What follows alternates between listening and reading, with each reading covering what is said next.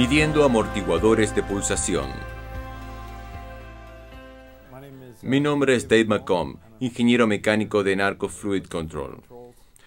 Una pregunta que surge a menudo es cómo medir correctamente un amortiguador y cómo predecir qué tipo de fluctuaciones de presión va a tener en el sistema. Normalmente se habla de bombas de desplazamiento positivo, a los que se han presentado un pequeño impulso en el sistema de tuberías, lo cual crea una fluctuación de la presión que a menudo es lo que deseamos eliminar. Vamos a hablar sobre diferentes tipos de bombas y sus diferentes curvas de presión, sobre los tiempos y también vamos a considerar algunas fórmulas. En consecuencia, vamos a tomar en cuenta otros factores que deben considerarse para obtener las conclusiones. Aquí tenemos una bomba triple, que generalmente se considera que tiene una salida muy suave si se compara con otras bombas de desplazamiento positivo. Esto es porque tiene 3 pistones y en el momento en el que uno está dando una salida, el otro entra, de manera que se superponen. Es decir, que se tiene un pistón dando una salida y cuando uno termina, el otro ya se ha iniciado, lo que torna un flujo bastante constante. Si vemos un gráfico teórico de los que los 3 pistones van a hacer, se tiene un pistón empezando a sacar flujo, luego tiende a marcar picos y a continuación termina. Pero el siguiente pistón empieza un poco la carrera hacia abajo aquí, así que en este punto se tiene la superposición. Se obtienen 6 pulsos en una bomba de 3 pistones, pero estos no son súper enormes para el tamaño de la bomba, así que esa es la curva teórica. Aquí está la curva actual. Si lo miramos de cerca, podemos ver el sector de los pistones. Por aquí tenemos un valle aquí y otro valle aquí. Y tienen 3 picos en los 3 pistones. 6 pulsos por ciclo o por una revolución. La línea azul muestra un amortiguador en el lugar.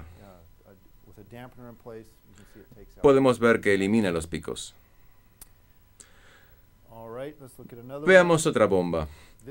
Esta es la curva de presión de una bomba de diafragma operada por aire. Una bomba de diafragma doble. Es muy diferente de una bomba de un diafragma, pero no hay muchas de esas, por eso se ha escogido esta.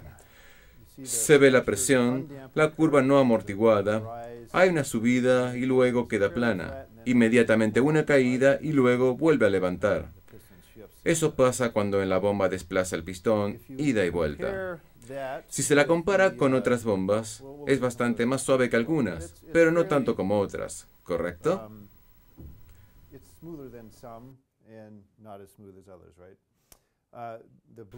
La línea azul muestra un amortiguador. Muy seguido las personas olvidan amortiguar el lado de la entrada. Este gráfico corresponde a la entrada de la bomba y es realmente bastante radical. Esta es la misma bomba del gráfico anterior. Este es el lado de salida, este otro el lado de entrada, y allí está la curva amortiguada con estabilizador del lado de la entrada, y esta no lo tiene. Ahora veremos una bomba peristáltica para dosificación, una bomba a manguera. Como se ve, es un gráfico muy diferente. Una bomba de dosificación de solamente un pistón para dosificar. Puede verse una subida pronunciada y una caída donde no hay básicamente nada. Aquí es donde la bomba se está llenando y luego envía otro pulso. Por lo tanto, esta curva bastante pronunciada necesita un amortiguador más grande, obviamente, porque tiene que llenar con más caudal. Así que estas son las curvas. Entonces, ¿cómo se calcula qué tan grande debe ser el amortiguador? Como se ve, comparando una gráfica con otra, son bastante diferentes, por lo que no se tendrá el mismo desempeño si observamos solamente la tasa de flujo volumétrico, por lo que se desarrolla un factor que tiende a tomar en cuenta eso, pero debemos ver un poco de matemáticas primero. Hay pulsaciones en el sistema y por lo que se sabe, se necesita un amortiguador para deshacerse de la pulsación. Pero, ¿qué tan grande debe ser? Hay varias formas de calcularlo. Aquí hay dos cálculos que se pueden utilizar. Hay un proceso isoentrópico, que es el que usualmente se usa. Y también está el proceso isotermal, que significa que es un proceso lento en el que el gas dentro del amortiguador tiene tiempo para que la temperatura se iguale a la del ambiente. Generalmente no es el caso con las bombas. Este es el caso de un tipo de aplicaciones acumuladas, así que esta es la que debemos usar. Se tiene que la presión final es igual al volumen inicial, dividido por el volumen final, que sube a la n fuerza, la que es una constante que depende del tipo de gas, y luego se multiplica el tiempo por el tiempo de la presión inicial.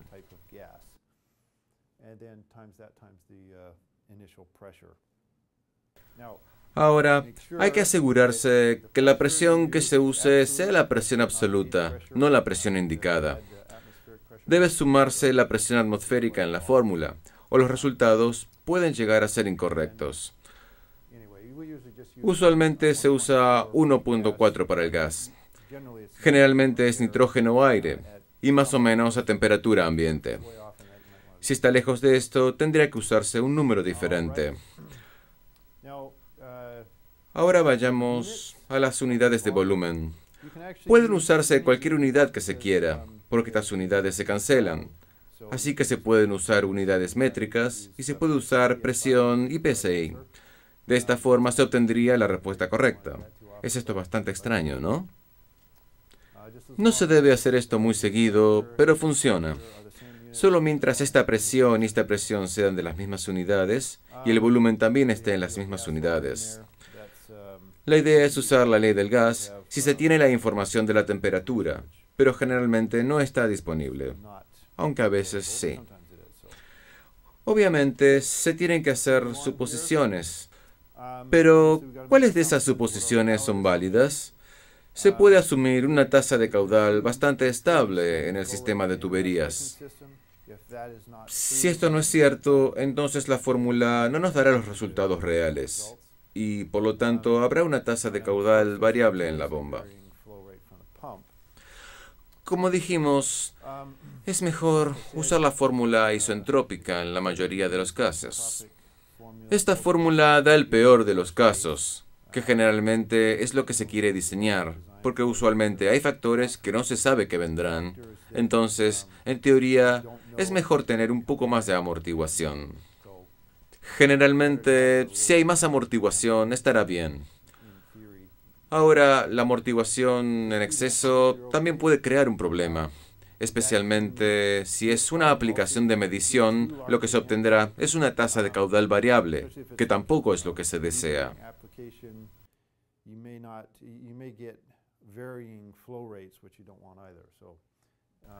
Así que la amortiguación adecuada es lo óptimo.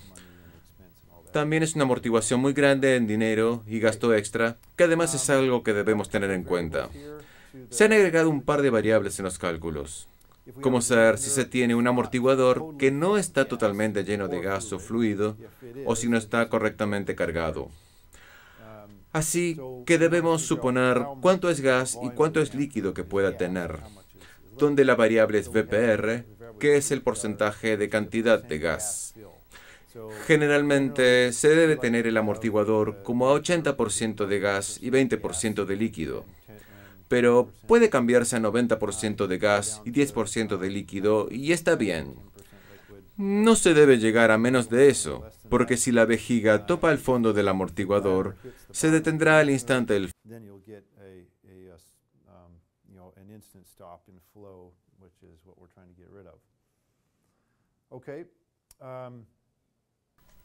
Se tiene el volumen 1, que es igual al volumen del amortiguador, VD, por el lleno de gas, ¿correcto?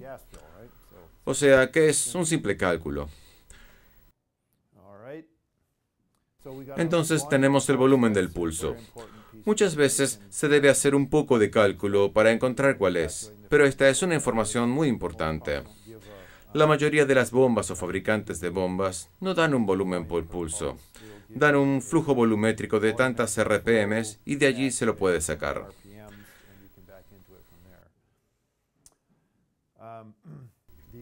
El volumen 2 es igual al volumen 1 menos el volumen del pulso. Entonces, el volumen del pulso va dentro del amortiguador y por el momento se va a asumir que no hay flujo porque es muy difícil hacer cálculos de otra manera.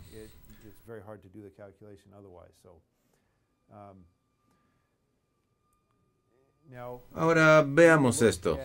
Se toma un factor que tiene en cuenta el hecho de que hay caudal hacia afuera y el caudal hacia adentro está en una tasa variable. Esto se hace experimentando. Esta es la fórmula que se usa para saberlo. Es básicamente la fórmula isoentrópica. Solamente se suma el factor del Vp y esto es lo que se obtiene. Este factor Vp de corrección de bombeo es igual al volumen inicial por 1 menos P1 sobre Pa. Y Pa es la presión máxima medida en el sistema. Si volvemos, entonces el Pa será la presión máxima que se está viendo en el sistema. Y el P1 será la presión más baja que se tiene en el sistema.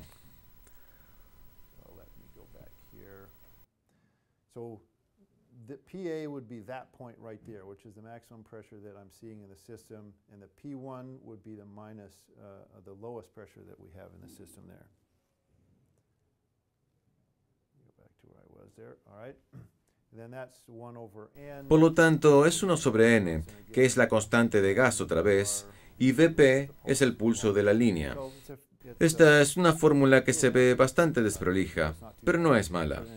Se pone una vez en una hoja de cálculo de Excel y se usa todas las veces que se quiera. Ahora, se puede reformular para que nos dé el volumen del amortiguador que se requiera para cuando haya un cambio en la depresión. Podemos utilizar este factor que se ha desarrollado por medio de experimentos, ponerlo en la fórmula y colocar la presión deseada que se está buscando como rendimiento del sistema. Y este dará el volumen del amortiguador que estamos buscando. Se puede reformular otra vez y dará el volumen del amortiguador, la presión que hay allí o qué presión habrá, y allí tendremos la fórmula.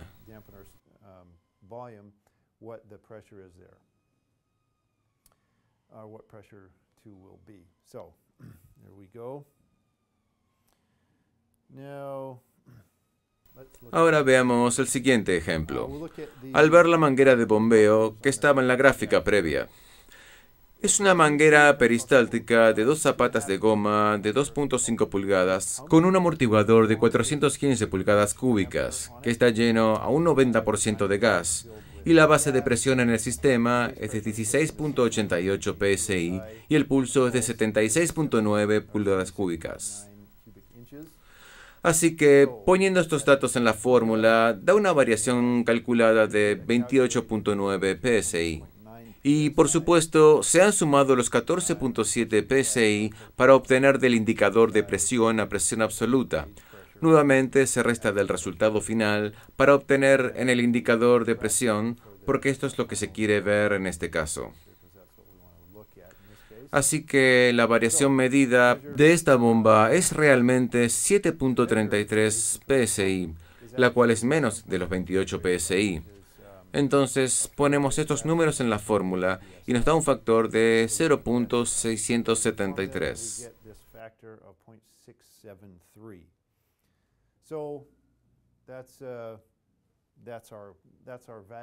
Este es el número valioso que se está buscando, porque en otra manguera de tubo de goma se puede usar ese factor y obtener una muy buena aproximación de cuál será la presión.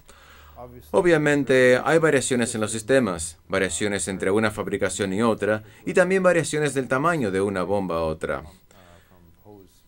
Se puede tener una respuesta bastante precisa, o si los picos son realmente un problema, entonces se debe agrandar el amortiguador.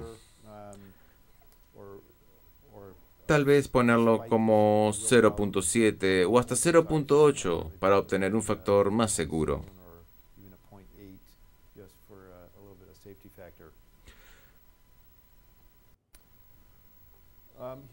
Esta es una tabla mostrando algunos valores de este factor para diferentes tipos de bombas.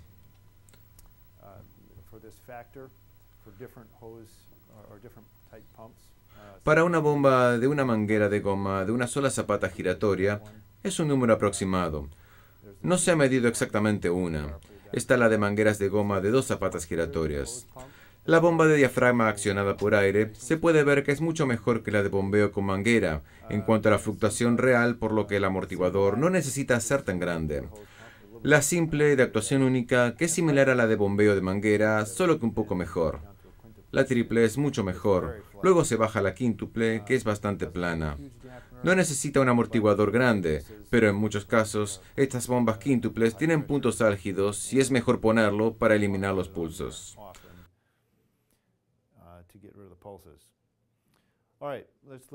Estos son otros factores a considerarse.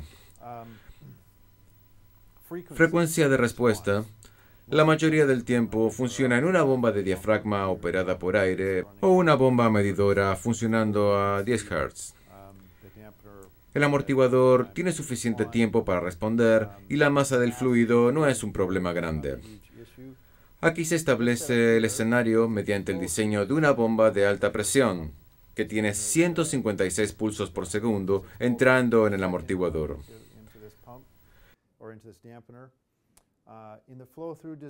En el diseño, el factor de flujo es 0.1, que es bastante cercano al factor que se ve aquí. Y si se usa el que viene en el fondo de la forma estándar para esa frecuencia alta, el factor es 0.36, que es muy diferente. Muy interesante. La mayoría de las veces, y en la mayoría de los casos, viniendo del fondo, es la forma preferible porque es mucho más fácil de mantener. Si se tiene un problema, se saca y se pone otra. No se tiene que desconectar ninguna tubería, y esto es bueno, por supuesto. Se la puede detener para que sea algo más fácil trabajar con la misma. Por lo que en general se compensa el beneficio extra que se puede obtener del flujo a través de ella. Si tenemos un sistema que es muy ruidoso, el flujo a través es un mejor diseño. Se desprende del ruido, porque de esta forma directamente pasa a través con el flujo. Otro factor es, por supuesto, la colocación del amortiguador. Se recomienda que el amortiguador sea colocado a una distancia de no más de 10 veces el diámetro de la tubería, desde la boca de descarga de la bomba. Pero es mejor si se puede colocar justo al lado. Entonces, otra vez, se obtiene mejor respuesta de frecuencia y ruido, por eso es preferible que esté lo más cerca posible. Hay masa en el sistema, y si seguimos, hay más masa, por lo que la bomba tiene que acelerar y desacelerar, lo que hace al amortiguador menos efectivo si está demasiado lejos. También, si se obtienen pequeños picos de agua en esa pequeña sección de la tubería, y esta tiende a ir y regresar, o que puede provocar bastante ruido. Por eso, mientras más corta la distancia, mejor.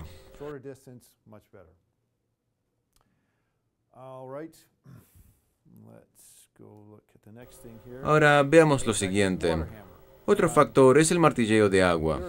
También se le puede decir oscilaciones de presión debido a la variación en la velocidad del fluido. Sucede muy a menudo en casi todos los sistemas de tuberías. La cuestión es si se llega a un punto en que se trata de un problema. Este es un amortiguador que ha sido instalado en un sistema y ha expulsado los tornillos. Ha sido un pico de martilleo de agua que viene de algún lugar de abajo del sistema. Usualmente las personas se olvidan que los martilleos de agua viajan y se alejan de la fuente, pero también pueden ir de regreso a la fuente, como en este caso que regresó hasta la bomba. Así que el cierre de la válvula, los chequeos de válvula, la separación de fluido, todo eso puede crear el martilleo de agua que cause problemas en el sistema de tubería, por lo que definitivamente es un factor que necesita ser tomado en cuenta cuando se mida el amortiguador. Puede sobreagrandarse el amortiguador para tener en cuenta algo de esto, O mejor, se puede poner un amortiguador en la fuente de los picos y arreglarlo allí.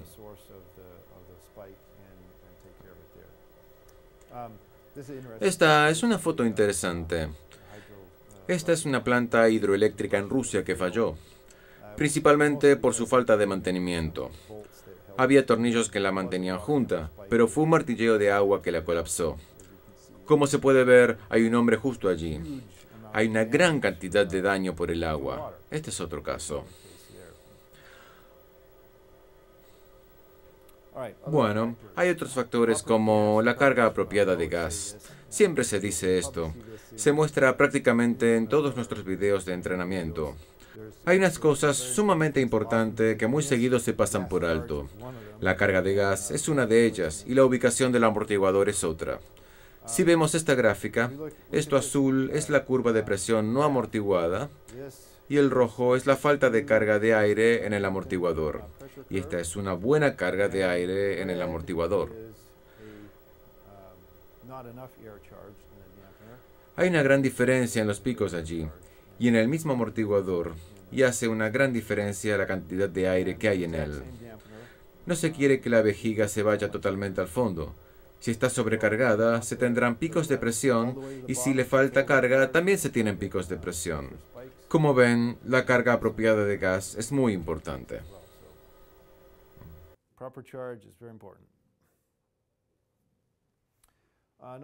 Otro factor a ver, especialmente en las bombas A o D, es la presión de retorno de la bomba.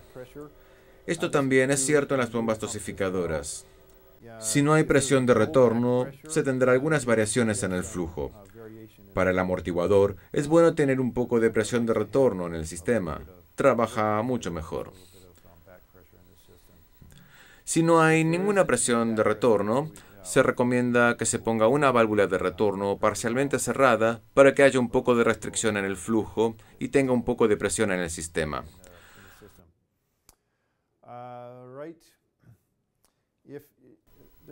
Hay otra cosa, especialmente con las bombas de diafragma operadas por aire. Como la válvula en la bomba cambia al final de su ciclo, esto es como una constante. No siempre una constante total, es solo a veces constante. Entonces, si está funcionando a una presión realmente alta, la válvula cambiará e inmediatamente empezará a bombear y se obtendrá una sección larga donde el flujo será bastante constante. El rendimiento del amortiguador será un poco mejor que el calculado, y si se tiene una presión realmente baja, es más rápida, por lo que el amortiguador deberá ser un poco más grande. No es un gran factor, pero es algo que debemos considerar.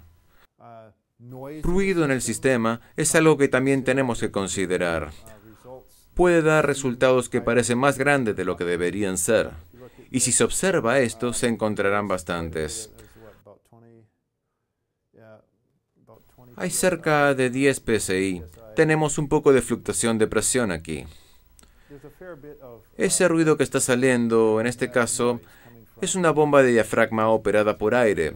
Hay una pequeña válvula de bola adentro y rebota, creando el ruido de presión, una onda de presión que pasa por el sistema. A veces puede llegar a ser un problema, pero generalmente no lo es si se tiene un indicador de acción rápida que lo detecte. Los indicadores son otra fuente de desinformación. Hay una gran cantidad de indicadores, y algunos bastante caros. Tienen orificios realmente pequeños que permiten el fluido entrar y salir, lo que los hace muy lentos para responder. Esto protege al indicador, lo cual es bueno, pero si se quiere medir un cambio rápido en el sistema, no nos dará una buena respuesta. Probablemente, si se tiene uno de esos indicadores en el sistema, se creerá que está trabajando perfectamente, cuando de hecho se están teniendo rápidas fluctuaciones de cambio de presión.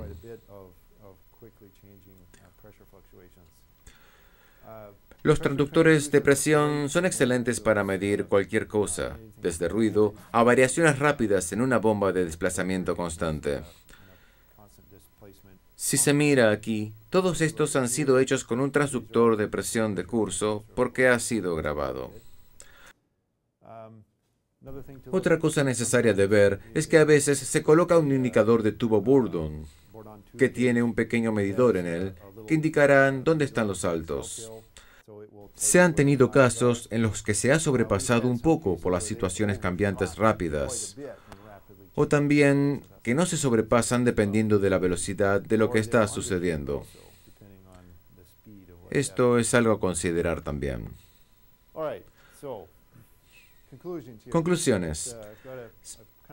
Se han puesto todas las variables que se deben considerar aquí, el factor de fórmula, la fórmula de volumen y la fórmula de presión. Estos son los puntos importantes que debemos recordar. También es necesario recordar para obtener la respuesta correcta que la presión es absoluta y no un indicador. El ratio de calor específico N es 1.4 en la mayoría de los casos. Si no, lo podemos buscar en la tabla. Así que estos son los cálculos y las conclusiones. Para hacer esto correctamente, se debe recolectar la información correcta. Algunas veces es lo más difícil de obtener. Se obtiene información, se hacen los cálculos y de repente hay algo que falta en los datos o alguna información incorrecta y los resultados no cuadran. Obviamente, se tiene que tener la información correcta para obtener la respuesta correcta. Se deben hacer los cálculos matemáticos. La matemática es exacta y directa. Se puede ingresar en una hoja de cálculo de Excel, como se dijo anteriormente, y no es difícil. Tampoco debemos olvidarnos de considerar el resto del sistema. Lo que está pasando por la bomba puede tener mayor efecto de lo que normalmente podríamos pensar. Por supuesto, instalar el amortiguador correctamente, en el lugar correcto, con la carga correcta, es lo ideal y así gozaremos de un flujo uniforme sin temblores o picos de presión. Esperamos que esto sea útil y valioso para ustedes que están intentando calcular lo que ocurre en su sistema.